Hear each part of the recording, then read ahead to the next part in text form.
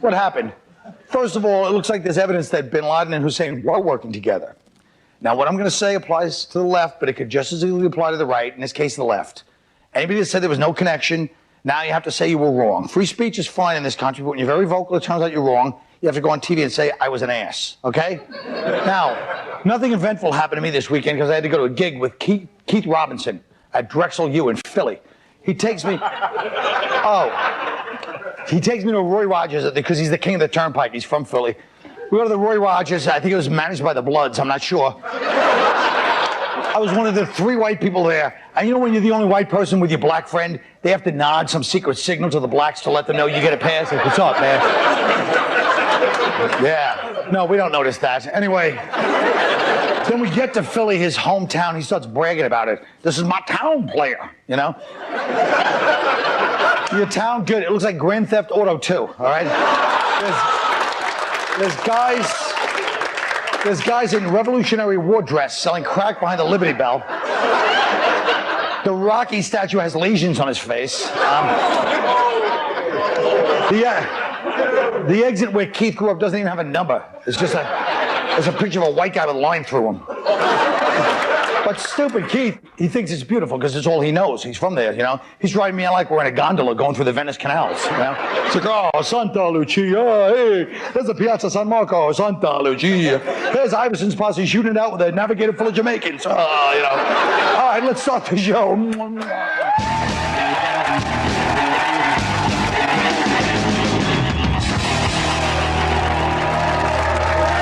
Now, I want a good, clean show, Keith. Am I lying about any part of that awful trip, except we saw Kyle Grooms, another nobody like us, in the highway Roy Rogers? You are, you know what, the fact you forgot to tell him that you didn't pay me for that gig yet. He's right. You cheap ass. I didn't tell you, they screwed me on the money on that gig. It's not as much as I said it was going to be. All right, look.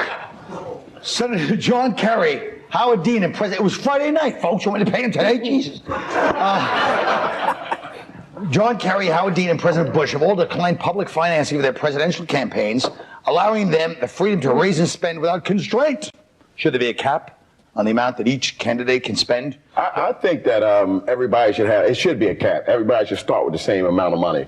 Because it's unfair, because George Bush is like the George Steinbrenner of the bunch. He has unlimited spending. He can spend it whatever he wants. And because it's his famous friends, his rich friends. Right. That's not fair to somebody like Al Sharpton. Who does he have? Tawana Burley? Sylvia from Sylvia's Soul Food? I don't think there should be a cap at all unless they all give them like the same ridiculous low amount of money, like they each get $20 and see what they can do with that. Right. You know what I mean? Like, but that's what I say. What about a cap for like $500 million? What? First of all, you know, that way it's even, you know. Well, first of all, you're from Maryland, aren't you? Yeah. Baltimore? Yeah. Ugh. Why don't you two talk about that stupid, awful part of it? Go ahead. It costs a lot of money. It costs a lot of money to trick people into voting for you. You know, it takes a lot of cash. Well, what I'm saying is this. What about my idea, which is a great idea? If you do like the old stump speech where you just have like Lincoln, like, all you got is the stump and then you owe nobody any money, the finance to the security, you know, maybe you owe the Beavers a few things. Or you just give 10 free hours to each candidate on TV. 10 free hours where they just tell you plan. No debate. You go up and say, here's what I'd do if I were in the country. Then everybody does it. No campaigning. No going around places. Nobody wants to listen to them for 10 hours. Nobody wants to listen to them for 10 hours. Thanks, folks. Wait a minute. No, you Oh, I'm sorry. just go up there and I'm sorry. I believe the people wanted to say, Kyle, once again, you've got a solution, not a problem. Now, what you have to complain about this?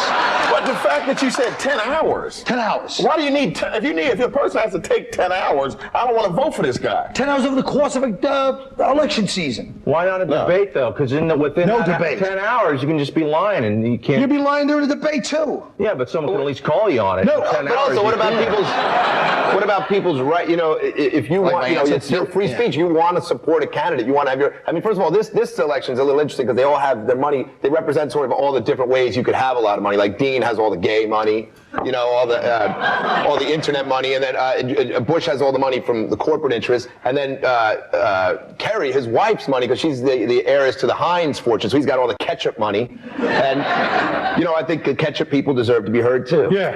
Yeah, I Every like time you open a bottle of Heinz, this bastard gets 44 seconds. No, go ahead.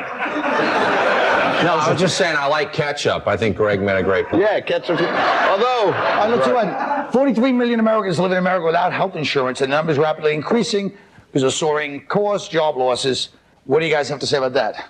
Well, you know what? Who's got no health insurance on this show, first of all? You? Why do you pick me out? Because I'm black. That's racism. No, I have no insurance. I have no insurance. Okay, thank you. But I didn't like how you just point. I don't have insurance, but you didn't have to point it out, man. It's annoying. You know what? But you know what happened though? What we used to do when like in the 80s and the early 90s, you used to can borrow somebody else's medical cards. You could do that. Yo, let me borrow your card. Get knee surgery for a minute. I'll be right back. And you could do that. You can't afford that. would it work for like a pap smear? Everything. Wait a minute. Get everything. Becky Donohue has something to say. Yeah, I need insurance just simply because I'm annoying everyone around me constantly. I think I have a tumor. You know, can you check this? I have a lump here. It's not even my breast. It's not exciting for me. You know what I mean? It's like, you know, you need health insurance in this country. It's ridiculous that we can't insure the uninsured here. It's totally But you know what? People don't. You know what I mean? And also in Canada, it works in Canada because everyone there dies of boredom. Yes. That's a good point. All right, look, let's talk about the steroid thing with baseball, 5 to 7%. Yeah, we all know the story. The results. What about baseball? Steroid use, 5 to 7%. Let's get to it. more steroids. They should have steroids with every meal. Make that exciting. You know, get out there, beat the crap out of each other. No. It's boring. Wait a minute. Baseball is You gotta boring. I ban want them the tearing each other steroids. apart. Why? You gotta ban the steroids. Because of the Orioles? No. Senators? That hurt a little bit. sorry. No, you gotta ban it. It's not fair to all the records and everything going on. You're right. It breaks all. Now look at Barry. We're not saying who's on steroids, who's not. Just look at Barry Bonds 10 years ago first. There he is 10 years ago. He looks great. He's ripped. Jesus, it's kind of almost remarkable in comparison. And now look at him today.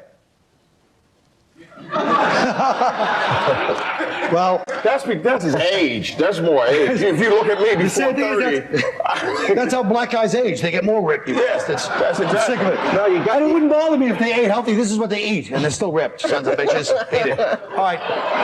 Coming up, some semiotic symbols for you to deconstruct. In other words, commercials. We'll be right back.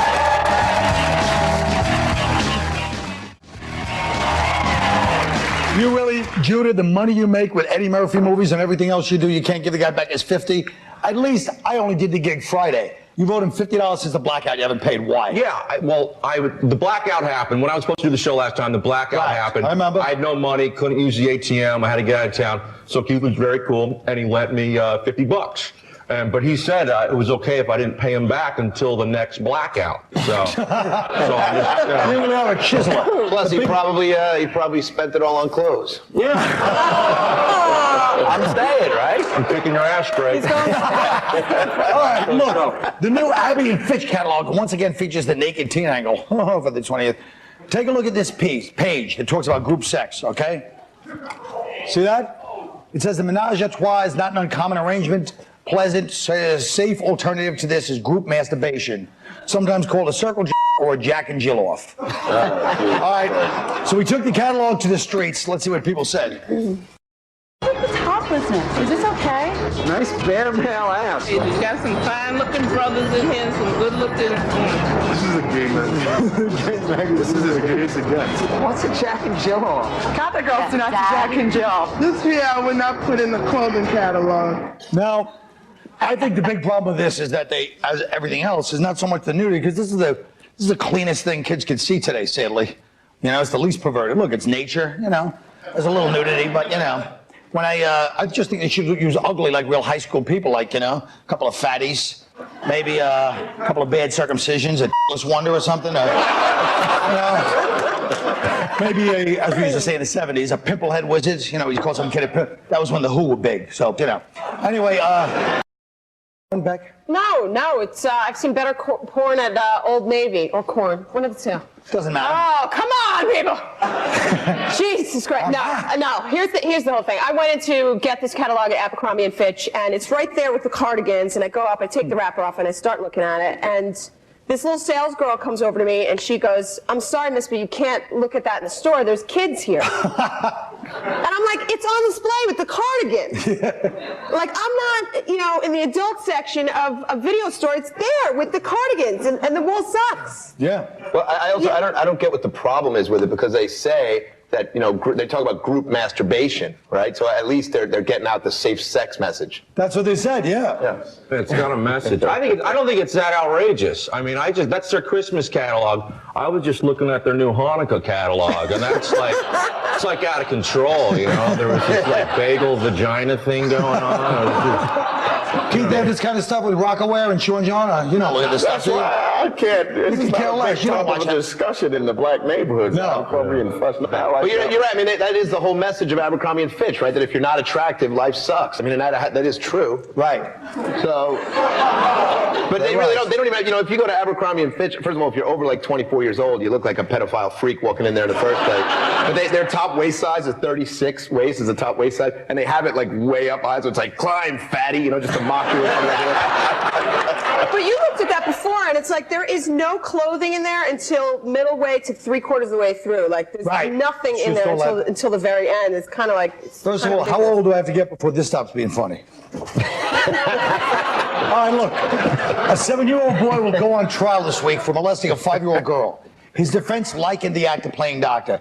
Now, if that was around when I was a kid, I would have been like a court TV star, but what's next? Like, kids playing army, they're going to have war crimes tribunals? You know, can a 7-year-old be guilty of committing this heinous crime, Keith? No, like you said, me plenty of times. I was I was a pervert. Damn. Yeah. I mean, I still am, but Right.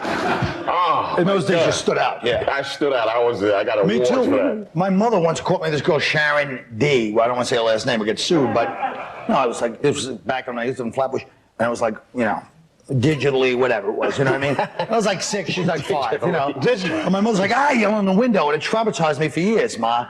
You never heard of like Dr. Spock or like not? Just why could you just walk away? I admit it was a shocking thing to see, your son finger but, you know, folks, I was 6, it wasn't last year, calm down. That's what happened. Like, I was 6, same age. I was in 1st grade, and I remember just whipping my penis out and showing it to this little girl. I'm like, take a look at this. You still do that. You ever make that face when you did it? No, that's the way I did it. I was like, you know.